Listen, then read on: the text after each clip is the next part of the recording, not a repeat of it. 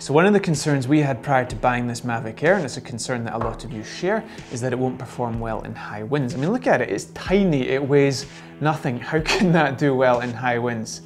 Surely not. Certainly a concern that we had prior to buying it, and just to clarify, we did buy it. We bought this for our own professional purposes. We're not given these drones, so we certainly thought at the time it was a good idea to buy it based on the information we had available to us. And I can tell you today, after having taken it to the top of an extremely windy and extremely cold mountain, it just blew my mind. My mind is blown, so much so that I have to keep this hat on to keep the contents of my mind in. No, actually, the hat is because I got so cold that I'm not taking this off for a week.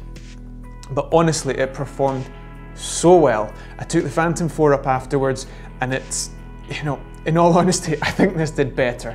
Let's just say for the sake of this test, they both did the same, but I would go as far as to say this did better. Let's take a look at some of the footage and you'll see why.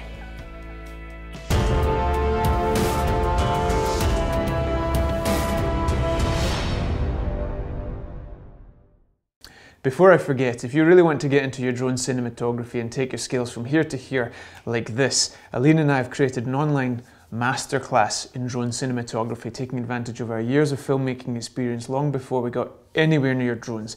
We've applied that to drone cinematography, and you can learn from our journey and our experiences in that respect and really become quite skilled at using one of these things. Now let's take a look at the wind performance of this Mavic Air. In terms of the wind conditions, we were constantly reminded on the DJI Go app how windy it was. You can see there in the red box a high wind velocity, and on the next page at the top there you can see strong wind, fly with caution. I don't know what the wind speed was, but it was strong.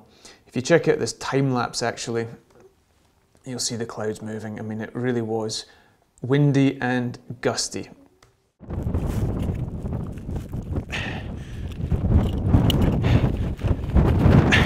So let's take this thing off. Let's find a suitable takeoff spot. Because the Mavic Air is so light, I was able to just place it on the snow and take off from the snow. I mean, it was a little bit icy snow, but nonetheless. The Phantom 4, I tried that afterwards and it just sunk into the ground. Take off. So that's me controlling it there, just moving it a little bit further away from me so it doesn't get blown into my face. Just getting used to the controls. And there it is hovering. As I say, it was windy. Very, very windy. Doesn't look it there, but it was properly gusty, and it's sitting there quite comfortably. You can see it up a little bit higher there. That's me maneuvering it around, flying it about, getting it in position for a selfie mode on one of the quick shots. We've got a tutorial on that, actually. Check that out, all the quick shot modes. Really maneuverable, really in control. I didn't feel at all nervous at any point. This is an orbit taking place with one of the quick shots. Really in control. Now check this out, look how smooth it is. I mean, it's windier up in the air than it is on the ground, trust me. Now it's in the helix mode, I think it is, one of the quick shot modes, doing a circular rotation. Look how smooth it is, it's just in total control. And you can see it here, look at this shot.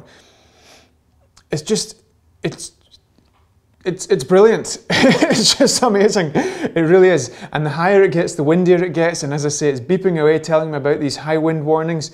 Look how smooth it is. Really, really spectacular stuff. This is the uncolor graded, unedited footage. This is straight out the camera, 4K, so an auto exposure. Decine-like. Not bothered in the slightest by the wind. Although, I say that, I did manage to max out the gimbal. If you see on this shot, see what happens in a second? I'm going to pause that there. The Mavic Air at this point, I'm not exaggerating, I don't have a shot of it because it was too far away and I was just filming by myself, but the Mavic Air was over at a 45-degree angle, and it's obviously reached the limit of the gimbal there in terms of keeping it straight, and you can see how it had a little meltdown there. So there are limits to the operating performance in these high winds, but nonetheless, let's play that again. And you can see how towards the end of the shot, it manages to correct itself. There's the gimbal correcting itself. So enter stage right, the Phantom 4. Phantom 4 standard. Instantly I felt the difference here. I mean, it had to have the backpack, I had to put propellers on, I've got the controller jammed under my arm there. I couldn't put it in the snow, as I mentioned, so I'm sitting it on top of the case there, which quite frankly risks it being blown backwards off the case in the wind. The wind had settled down a little bit by this point. It was still very windy, but not quite as gusty. It doesn't change the fact that when I took it off, it just rocketed off in some weird direction. I don't know if that was a compass calibration issue or a wind issue, but nonetheless, I brought it down and checked the compass, and we got it back up again after this little catch landing. Wipe a little bit of snow off the gimbal, well done. Okay, there it goes again. Look at it rocket about all over the place. I'm not in any way going to criticise the Phantom 4 just to make the Mavic Air look good. Not in the slightest. I do actually think, in fairness, the performance was basically the same. But nonetheless, you would expect the heavier drone to perform better in high winds, and I'm not sure it did.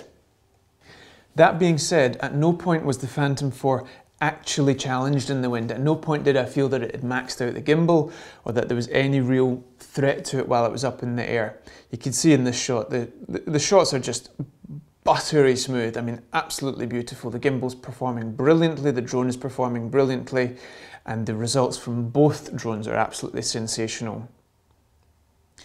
Anyway, the point of this exercise, or the point of this video at least, is to tell you that this performs beautifully in the wind. Yes, you can max it out when it's literally flying like this and the gimbal has nowhere to go, but in a situation like that, I mean, there's only so much you can do, really. I mean, if you're going to fly it in a hurricane, there are going to be some limitations. So, huge thumbs up for operating performance in windy conditions. Okay, hope that was useful. Don't forget to check out some of our other Mavic Air content, and of course the drone cinematography masterclass in the description below. Until next time, see you later.